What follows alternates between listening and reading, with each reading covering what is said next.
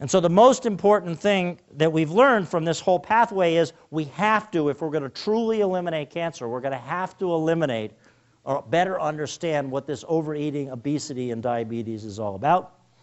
And that leads to the last question in my last slide. We are starting to understand it matters what you eat. Now you've been told that for a very long time, but this is the first time you'll be told about it for cancer. It matters where your calories come from. How many people think, given what I just said, that it's likely that if you overeat fat, you're going to increase your cancer rate? About a third of us. How many people think if you overeat carbohydrates, it's likely to increase your cancer rate? And finally, how many people think it's proteins? Okay, so you got it right as a group. We now have good evidence in model organisms, and this is the introduction to Mary. She's going to talk about a model organism, how we test these things without having to test them on people. If you overfeed somebody with fat, you don't increase their cancer risk at all.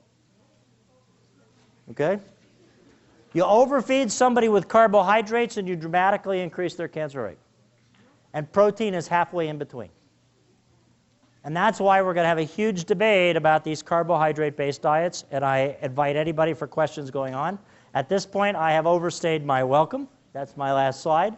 I'm happy to take a couple of questions, but we do have to keep the program going. Turn this over to Mary. So if there's any burning questions, let's take them now.